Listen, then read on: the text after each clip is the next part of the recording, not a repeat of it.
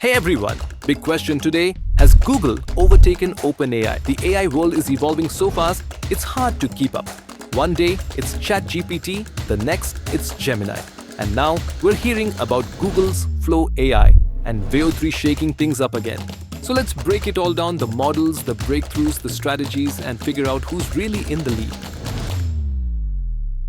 To understand the current showdown, we need to go back a little. In 2022, OpenAI's ChatGPT launched and completely redefined the landscape. It was the first time a general audience experienced conversational AI at this level, and people were blown away. Over 100 million users signed up in a matter of weeks. Google? They looked like they were caught sleeping. But the reality is more complicated. They had Lambda, a powerful conversational model, long before ChatGPT went public. But they held it back, probably out of caution, given their size and reputation. OpenAI took the risk. Google hesitated, and in that brief window, OpenAI captured the imagination of the public and the lead in the perception game. Now, we're in 2025, and both companies have rolled out their most advanced models. OpenAI's latest release is GPT-4o. The O stands for Omni. It's a multimodal model that understands and responds to text, images, audio, and even video inputs. It's lightning fast and more interactive than anything OpenAI has released so far. Google responded with Gemini 1.5, a refined version of its earlier Gemini model. It's also multimodal, has a longer memory window, and is designed to integrate deeply into the Google ecosystem. Think Gmail, Docs, Android, Chrome. Both models are insanely capable. GPT-4o feels more human and responsive, especially in voice conversations. Gemini, on the other hand, excels at tasks that require long context reasoning, like summarizing hour-long videos or analyzing large documents. So, who wins here? Honestly, it's neck and neck, with different strengths depending on what you're doing. Here's where Google is playing the long game: integration. While OpenAI is building powerful standalone tools like ChatGPT, Google is embedding its AI across the products that billions of people already use, from Gmail and Calendar to Docs, Android, and Search. Gemini now writes your emails, suggests meeting times, summarizes documents, and even helps debug code in Google Colab. But Google's vision doesn't stop at productivity, it's expanding into creative AI too. They recently unveiled Flow AI, a cutting-edge text-to-video generation model. Flow AI lets users create highly customizable videos using simple text prompts.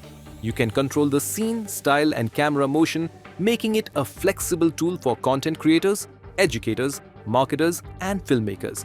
This isn't just about creating short clips, it's about putting studio-level video production in the hands of anyone with a keyboard. Google's strategy is clear: turn AI from a cool chatbot into something foundational, a system that helps you work, communicate, and now even create media at a professional level. Let's dig deeper into that video frontier. Google's Flow AI is all about fast, stylized video creation. But for high-end, cinematic quality footage, there's also Veo 3, another powerful model focused on realism and fine detail. While Flow AI gives users creative control and flexibility, Veo 3 takes a simple prompt and produces visually stunning, film-like footage. It understands complex scenes, lighting, depth, and motion in ways that feel like a professional camera crew is behind the scenes. This puts Google in a strong lead in the world of AI-generated video. OpenAI has teased models like Sora, but nothing as polished or accessible as Flow and Veo is publicly available yet. In the race for generative media, Google has taken the offensive, and it shows. Let's talk about something most people don't see: infrastructure. OpenAI uses NVIDIA graphics processing units. Nothing wrong with that. They're powerful, proven, and widely used. But Google? They've built their own chips, TPUs, or tensor processing units, optimized specifically for AI workloads. That means Google can train and run models at lower costs and larger scales. They control the stack from chips to servers to software to user experience. It's like raising someone who's buying parts while you're building the whole factory. This advantage will only grow as models get bigger and more integrated into consumer products. Here's an interesting twist. Despite its name, OpenAI isn't very open anymore. Its models are closed, its training data is secret, and after the leadership shakeup in late 2023, some people started questioning its direction. Google, on the other hand, has begun to open up more. It released Gemma, a family of open-weight models that researchers and developers can tinker with. They're not as powerful as Gemini or GPT-4o, but it's a step toward openness. Ironically, Google is starting to feel more transparent in some areas, even if it's still a corporate giant. This is what it really boils down to. OpenAI is still leading in innovation, but Google is winning on distribution. OpenAI gives us glimpses of the future: real-time voice assistants, personal AI agents, and human-like conversations. Google is embedding AI into your daily life. It's already writing your emails, suggesting search results, helping you code, and generating entire videos. OpenAI feels like the tech visionary. Google feels like the infrastructure and execution powerhouse. Both are critical, but they're playing slightly different games. So here's the big question. Has Google overtaken OpenAI? The short answer? Not yet. The long answer? They're getting very, very close.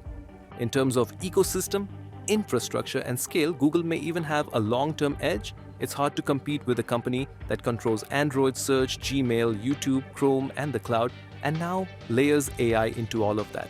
But OpenAI still leads in mindshare, breakthroughs, and user experience. GPT-4o set a new bar for real-time, emotionally responsive AI, and people trust OpenAI to be the bold explorer, even when it stumbles. So no, Google hasn't definitively overtaken OpenAI yet, but the gap is narrowing, and the next move could come from either side. So what do you think? Is Google playing the long game and slowly taking the lead? Or is OpenAI still the most innovative company in the AI race? Let us know in the comments below. If you enjoyed this breakdown, hit that like button, subscribe for more deep dives, and I'll see you in the next one. Until then, stay curious.